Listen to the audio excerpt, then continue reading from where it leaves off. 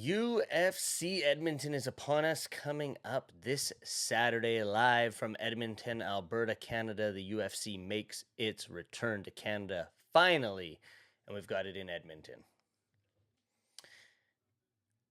I've got the Slappies hat, I've got the Slappies logo, and we're going to do a Slappies BFL. Yes, that's right, Battlefield Fight League fighter breakdown and sort of fight picks for the Battlefield Fight League fighters that are fighting on UFC Edmonton. There are 3 of them, and I'm going to go over them one by one, starting from the bottom. Not kicking off the prelims, but the second fight on the prelims, we've got Jamey-Lyn Horth taking on Ivana Petrovic. Interesting matchup. Moderate favorite, as it says here. Jamie is a 6-1 pro fighter. Ivana is a 7-1 fighter. Minus 200 favorite for Jamie, coming out of Squamish, very Squamish proud, and Ivana out of Croatia.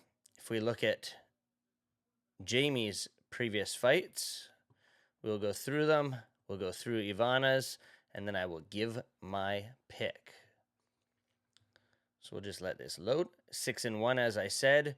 Jamie's coming off of a decision loss, split decision loss to Veronica Hardy, Dan Hardy's wife. She beat Haley Cowan via decision in her UFC debut. And I mean, championship fights prior to that. She was the Battlefield champion. She went on to LFA and won the championship against Myra Cantuara. Rear naked choke, round 3, won the title, was expected to fight Sabina Mazo. That fight got canceled. Injuries came up here and there, and then she lost to Veronica Hardy, and she's finally making her return to the octagon almost 1 year after that fight, injury-free, and looking to take that next step. She's an absolute killer. 3 knockouts, 2 submissions, 1 decision. Ivana Petrovic, as I said, 7-1. She has fought twice for the UFC as well. She lost to Luana Carolina in her debut, and then she won via 3rd round arm triangle choke to Na Liang in April of this year. Prior to that, she had some championship fights as well. One more fight than Jamie on her professional record. And as I said, both these girls are going to be coming in there for the finish. As we can see, 3 knockouts, 3 submissions, and 1 decision. So will this one go to the judges' scorecards? Who the heck knows? But if we go over and we look at the odds again, we've got Jamie, a minus 200 favorite on here. Ivana, a plus 165 underdog. I'm going to have to go with the hometown kid, Battlefield Fight League Zone, Jamey-Lyn Horth. I've seen her fight since her pro debut, since her amateur days. I know what she's capable of. I know what she holds inside the octagon and inside the cage. She has a killer's finish, and I think she's going to get the job done inside the distance against Ivana. Moving on, we've got Serhiy Sidey against Garrett Armfield. Interesting fight, to say the least. 10-2 record for Serhiy, 10-4 record for Garrett, a minus 165. Slight favorite for Serhiy Sidey, the Canadian, and a plus 140 underdog for the American Garrett Armfield. 28 years old, very similar in stature and whatnot. If we're going to move forward and look at these guys' records individually, 10-2, as I said. This guy lost his last fight, a split decision to Ramon Tavares. A lot of people thought that was a controversial decision and thought Serhiy won that fight. Prior to that, he had beat Ramon Tavares on Contender Series straight right. The people thought that it was an early stoppage, so they made the rematch.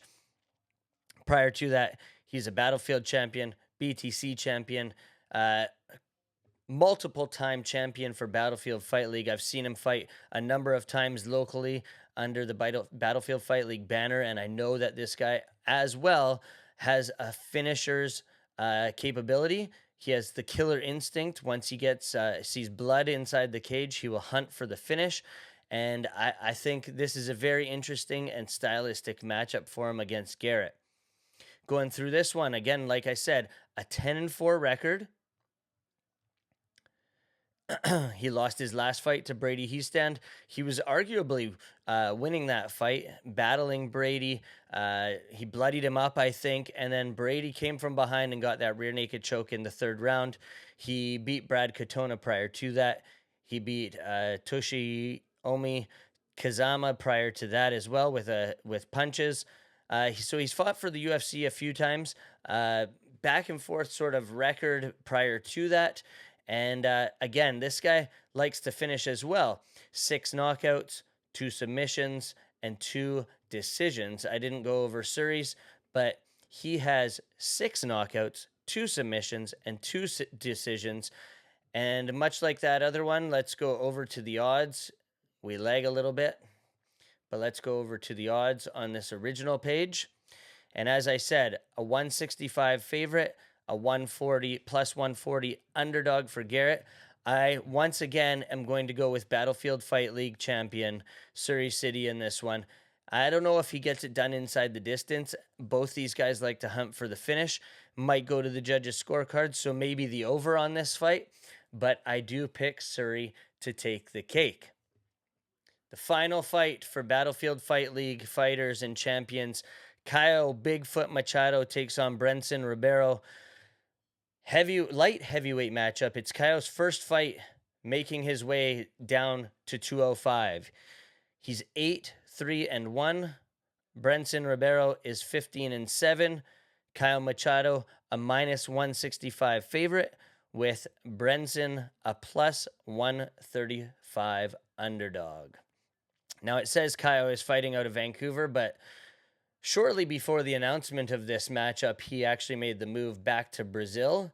So it'll be interesting to see who's in his corner for this fight, whether Chris Franco is making the trek to Edmonton to be in his corner. I'm not too sure. I haven't talked to Chris, but it will be cool to see who's in his corner for this fight. If we go through his record, he's lost back-to-back fights, Don'Tale Mayes and Mick Parkin, but arguably you could say that he won both those fights as well.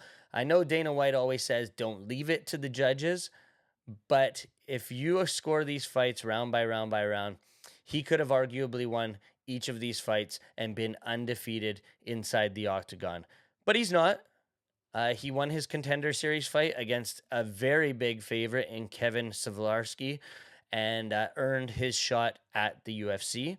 The UFC obviously saw something in him in those 2 fights, and now he's making the drop down to 205, and he gets a shot against Brenson Ribeiro. If we go through his record, another guy with killer instincts. 4 knockouts, 2 submissions, 2 decisions. Moving over to Brenson Ribeiro, 15-7, like I said. Another guy with back-to-back losses. He lost to Ming Yang Zhang, punches to hammer fist in the first round at UFC 298. And Magomed, I do not want to try to say that last name, in June of this year via majority decision. So he only has those 2 fights as well, and he won on the Contender Series as well against Bruno Lopez, another guy who's had sort of back and forth record leading up to the UFC. He won 2 in a row to get to the Contender Series, won that Contender Series fight, had a canceled bout with Min Yang Zhang, and then had that fight with Min Yang Zhang in February. And looking at his record, he's got 9 wins by knockout, 6 by submission, and no decision victories. So both of these guys are hunting for the finish. It looks like Battlefield Fight League's own are killers inside the cage. They all look for the finish. They all look to get it done inside the distance. Caio Machado is a minus 165 favorite. Brenson Ribeiro is a plus 135 favorite. If Caio can bring the power and the speed, which he arguably is going to have because he had it at heavyweight down to light heavyweight, I can see this being a very tough fight for Brenson Ribeiro. So I'm picking Caio Machado. I think he gets it done within the distance, and I think his speed, footwork, and tenacity is going to seal the deal in this fight. He's just going to pressure, and he's at a new camp.